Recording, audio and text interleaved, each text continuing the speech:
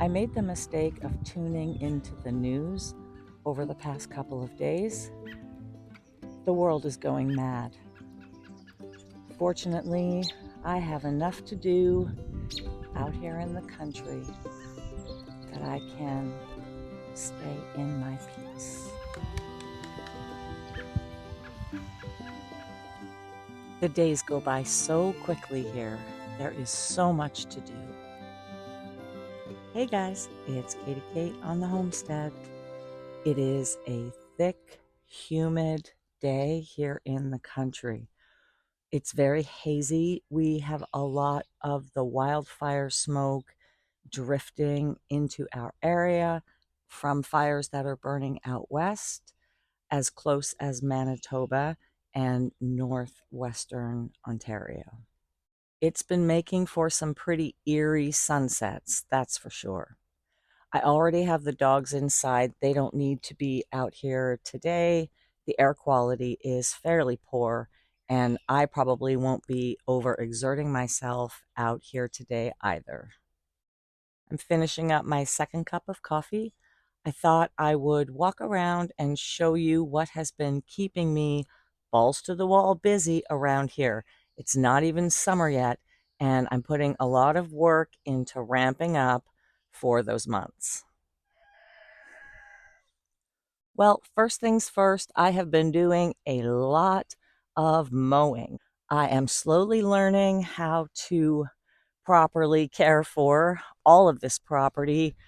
5 acres is quite a bit for me to manage on my own. I learned a hard lesson last year when the grass got too long and very clumpy, and I won't make that mistake again. I've also been bushwhacking with my weed eater that has blades on it, still trying to push a little closer to the property line. This whole area was a burn pile, and over the past few years, I have cleaned it out, and now I'm to the point where I'm cutting it back, and hopefully by next year, I'll actually be able to run the mower in this direction. Look who's coming. Hey, Bones.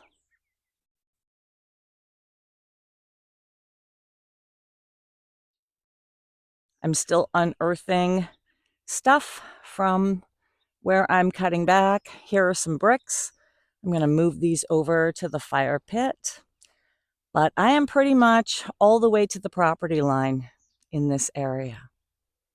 Let's walk over to the pond. More bushwhacking. Oh, are you going? Okay. More bushwhacking over here. Really opening up access to my pond. This is farther than I've ever gotten. It's looking really, really great.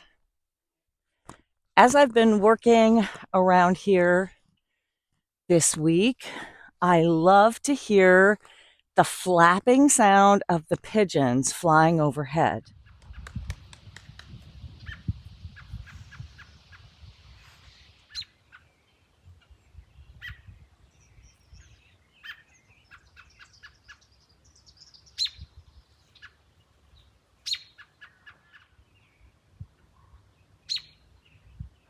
Those pigeons were given to me last year, and they did live in a fairly big coop. So they were able to spread their wings and fly around a little, but they had never been outside.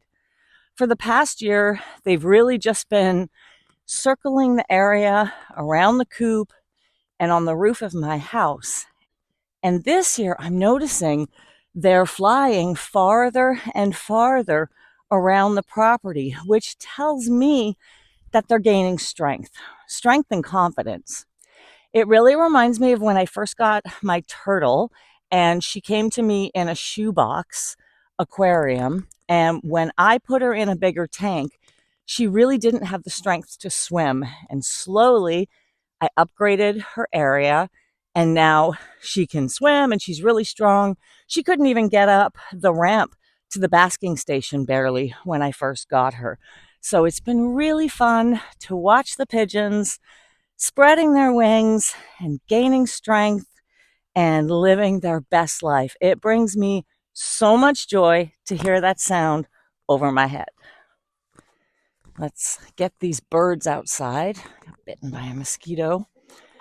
Fortunately, I haven't trapped any more predators in the past week. Ouch. My trap has been empty. Been happy about that. Ah, lots of mosquitoes. Hello, guys. All right, everybody's ready to come out. Hello, good morning. Come on out. Good morning, boys. My little quail are doing well. They are starting to lay eggs. I honestly haven't eaten one yet. I'm down to 6 birds. I started with 8.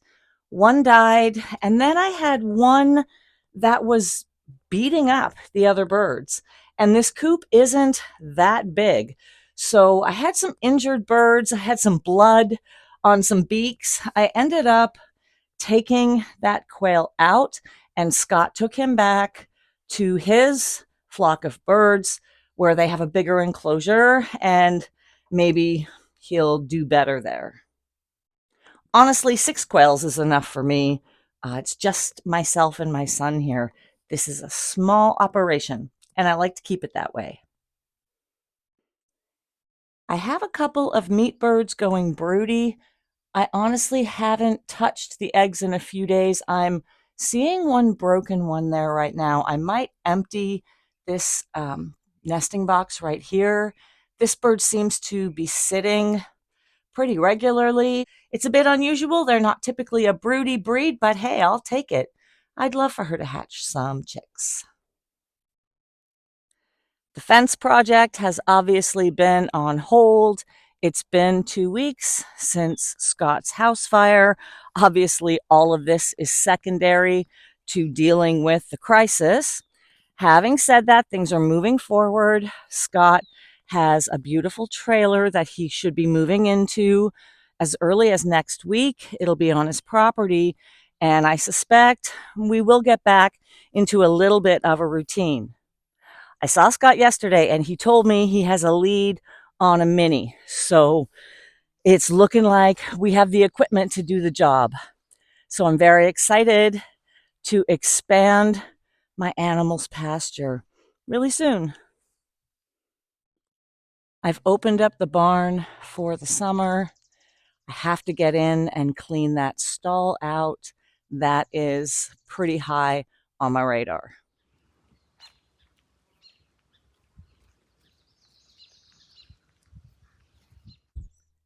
This is how I test my electric fence every day just to make sure that it's working well. I have an electric fence tester, but this blade of grass is a super easy way. You just, oof, yep, put it on the wire and you'll get a little intermittent shock through the grass. It's working fine. I've also been working in the farmhouse. I've been cleaning, rearranging, opening it up, trying to create more space. I splurged on a new cat tree. Mine's 3 years old. I have 7 cats. And does anybody else do this? But every time I get something new, I overhaul everything I have. So bought a cat tree, which meant I had to clean the porch to move the old cat tree in, which meant I rearranged the living room. I ended up repurposing these beautiful stained glass bifold doors that I had upstairs. I shut the rec room off to keep the cats out of it, just to contain some of the mess that they make. Why do we spring clean? I always commit to deep cleaning in those winter months, and I never get to it. It's always in the spring when we open everything up that we realize how much deep cleaning needs to be done. I've harvested a bunch of tea already. I have lilac and dandelion and tulip, and I am preparing to harvest some peonies because apparently that makes a beautiful tea as well. And I have one of the 3 kittens that is ready to start coming outside. So Zodiac has been showing a lot of interest and he started coming in and out with the other 4. And lastly, the garden. The garden is doing great. I've been planting every day. Everything's growing.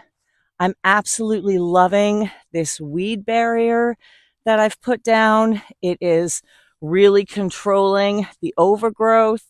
It's really easy to walk on. It's easy to work around. And I'm really excited to be starting my best garden ever. Still planning to share a video on my new bird cam feeder.